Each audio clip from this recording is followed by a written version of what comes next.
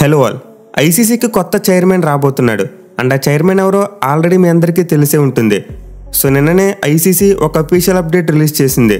Present BCCI సెక్రటరీగా ఉన్న Jay Shah next ICC చైర్మన్గా ఎన్నికయ్యాడు. అది కూడా ఎలాంటి కాంపిటీషన్ లేకుండా ఏకగ్రీవంగా ఎన్నికయ్యాడు. సో జైషా అయితే ఐసీసీ చైర్మన్గా మారడం అనేది ఇప్పుడు అఫీషియల్గా కన్ఫర్మ్ అయిపోయింది. అయితే జరిగిన తర్వాత మన ఇండియన్ క్రికెట్ ఫ్యాన్స్కు రెండు అతిపెద్ద డౌట్లు వచ్చాయి. అండ్ అందులో ఫస్ట్ది ఐసీసీ ఛాంపియన్స్ ట్రోఫీ 2025 యొక్క వెన్యూ చేంజ్, అలాగే రెండోది డబ్ల్యూటీసీ ఫైనల్ యొక్క వెన్యూ చేంజ్. సో మొన్నటి వరకు ఐసీసీకి ఎవరో న్యూజిలాండ్ వ్యక్తి చైర్మన్గా ఉన్నారు. దీంతో వెన్యూస్ చేంజ్ చేస్తారా లేదనే డౌట్స్ ఉన్నాయి. బట్ ఇప్పుడు మన ఇండియానే ఐసీసీ చైర్మన్గా మారబోతున్నాడు కాబట్టి వెన్యూస్ని చేంజ్ చేసే పవర్ ఉంటుందో లేదని చెప్పి చాలామంది డౌట్ పడుతున్నారు. సో దీని గురించి అయితే ఈ వీడియోలో క్లియర్గా డిస్కస్ చేసుకుందాం. బట్ అంతకంటే ముందు జైషా చైర్మన్ పొజిషన్ గురించి కొంచెం బ్రీఫ్గా మాట్లాడుకుందాం. So first things is first, Jay Shah కేవలం ఐసీసీ చైర్మన్గా మాత్రమే ఎన్నికయ్యాడు. ఇంకా అపాయింట్మెంట్ అనేది జరగలేదు. ఇంకా జాబ్లో జాయిన్ కాలేదు. సో అతని పదవీ కాలం ఎప్పుడు స్టార్ట్ అవుతుందంటే 2024 డిసెంబర్ 1st స్టార్ట్ అవుతుంది. అంటే నవంబర్ 30 వరకు ప్రజెంట్ ఎవరైతే ఐసీసీ చైర్మన్గా ఉన్నారో ఆయనే కంటిన్యూ అవుతారు. విచ్ మీన్స్ న్యూజిలాండ్కి చెందిన గ్రెగ్ బార్క్లేనే మరో 3 నెలల పాటు ఐసీసీ చైర్మన్గా కంటిన్యూ కాబోతున్నారు. ఇక జైషా ఎన్ని నెలల పాటు ఐసీసీ చైర్మన్గా ఉంటారు? సో నార్మల్గా చూసుకుంటే ఒక ఐసీసీ చైర్మన్ యొక్క టైం 2 years ఉంటుంది. అంటే డెఫినెట్లీ మినిమం 2 years అయినా సరే చైర్మన్గా ఉండొచ్చు. బట్ మ్యాక్సిమం చూసుకుంటే మాత్రం 6 years పాటు చైర్మన్గా కొనసాగే అవకాశాలు ఉంటాయి. ఎందుకంటే 2 ఏళ్ల పదవీ కాలం ముగిసిన తర్వాత కావాలితే మరో 2 సార్లు రెన్యువల్ చేసుకోవచ్చు. అంటే ప్రజెంట్ చైర్మన్గా ఉన్న వ్యక్తి 2 ఏళ్ళు ముగిసిన తర్వాత మరో 2 ఏళ్ళు కొనసాగాలనుకుంటే కొనసాగొచ్చు. అలాగే తర్వాత థర్డ్ టైం కూడా మరో 2 ఏళ్ళు కొనసాగొచ్చు. లేదు 2 years ముగిసిన తర్వాత నేను దిగిపోతుంటే దిగిపోవచ్చు. అలాగే 4 years ముగిసిన తర్వాత కూడా కావాలనుకుంటే దిగిపోవచ్చు. సో ప్రజెంట్ ఇప్పుడు గ్రెగ్ బార్క్లీ కూడా సేమ్ 4 years ముగిసిన తర్వాత దిగిపోవాలని అనుకున్నాడు. దీనివల్ల కొత్తగా వేరే చైర్మన్ వెతుక్కోవాల్సిన అవసరం ఐసీసీకి పడింది. So Jay Shah minimum 2026 November ending వరకు ఐసీసీ చైర్మన్గా కంటిన్యూ అవుతారు. అలాగే తర్వాత కూడా కంటిన్యూ కావాలనుకుంటే మ్యాక్సిమం 2030 నవంబర్ ఎండింగ్ వరకు కూడా ఆయన తన పదవిని ఎక్స్టెండ్ చేసుకోవచ్చు. ఇక జైషా అయితే యంగెస్ట్ ఐసీసీ చైర్మన్గా రికార్డుని క్రియేట్ చేశారు. ఇప్పటివరకు ఐసీసీ టాప్ పోస్ట్లో వర్క్ చేసిన ఎవరికి కూడా ఇంత చిన్న ఏజ్ లేదు. సో కేవలం 35 ఏళ్ల వయసులోనే జైషా ఐసీసీ చైర్మన్ బాధ్యతలు చేపట్టబోతున్నారు. అలాగే మన ఇండియా నుంచి చూసుకుంటే ఐసీసీ టాప్ పొజిషన్లోకి వెళ్ళిన 5th person జైషా. ఇంతకుముందు జగ్మోహన్ దాల్మియా, శరద్ పవార్, ఎన్ శ్రీనివాసన్ మరియు శశాంక్ మనోహర్ ఈ నలుగురు ఐసీసీ టాప్ పోస్ట్లో వర్క్ చేశారు. అండ్ ఈ నలుగురు తర్వాత ఐసీసీ టాప్ పోస్ట్ ఎన్నికైన 5వ వ్యక్తిగా జైషా రికార్డును క్రియేట్ చేశారు. సో డెఫినెట్లీ జైషా ఐసీసీ చైర్మన్గా ఎన్నికవడం ఒక హిస్టారిక్ మూమెంట్గానే చెప్పుకోవాలి.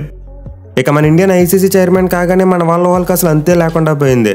మనోడే కదా ఏది నచ్చితే చేసేయచ్చు అని చెప్పి గట్టిగా ఊహించుకుంటున్నారు.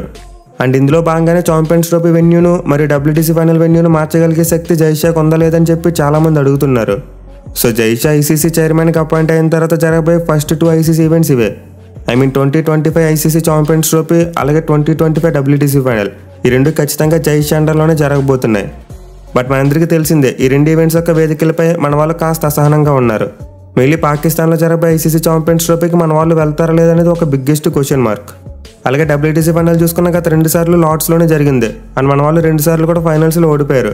దీన్ని తీసారైనా సరే వెన్యూ చేంజ్ కావాలని చెప్పి కొంతమంది గట్టిగా డిమాండ్ చేస్తున్నారు. సో ముందుగా ఛాంపియన్స్ ట్రోఫీ వెన్యూ గురించి మాట్లాడుకుంటే జైషాకు కంప్లీట్లీ వేదికను మార్చే పవర్ అయితే ఉండదు. ఎందుకంటే ఐసీసీ ఈవెంట్ కోసం వేదికను ఎప్పుడో ఖరారు చేశారు. కంట్రీలో ఏదైనా ఎమర్జెన్సీ వస్తే తప్ప వేదికను మార్చడం almost impossible.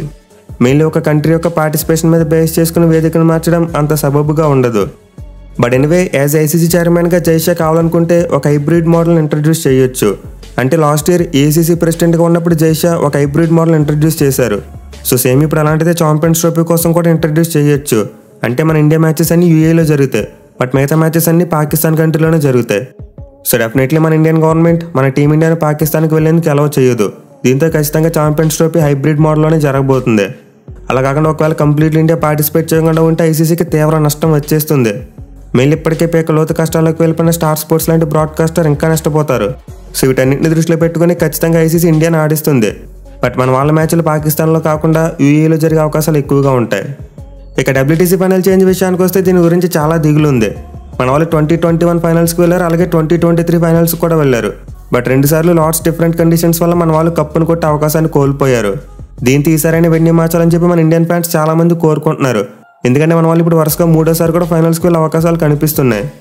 But anyway already ICC 2025 WTC final కోసం వెన్యూని ఫిక్స్ చేసేసింది.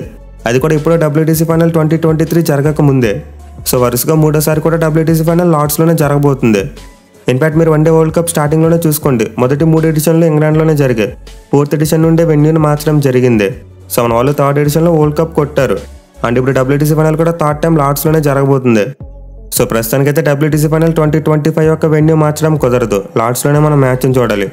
బట్ 2027 చూసుకుంటే మాత్రం ఖచ్చితంగా వెన్యూ చేంజ్ జరిగే అవకాశాలు ఉన్నాయి. అట్లీస్ట్ మన ఇండియాలో కాకపోయినా వేరే చోటైనా జరగచ్చు. ఐ మీన్ ఇంగ్లాండ్లో కాకుండా వేరే ఏదైనా ప్లేస్కు WTC ఫైనల్ను ఖచ్చితంగా తరలిస్తారు. ఇక దీంతోపాటు 2028 ఒలింపిక్స్లో క్రికెట్ కూడా ఉండబోతుంది. అండ్ అది కూడా మోస్ట్ లైక్లీ ICC చైర్మన్గా జయేష్ అండర్లోనే జరిగే అవకాశాలు ఉంటాయి. సో ప్రజెంట్ అయితే ICC చైర్మన్గా ఎన్నికైన జయేష్ ముందు చాలా అంటే చాలా పెద్ద ఛాలెంజెస్ ఉండబోతున్నాయి. చూడాలి మరి వాటిని ఎలా ట్యాకిల్ చేసి క్రికెట్ను మరింత గ్లోబలైజ్ చేస్తారనేది.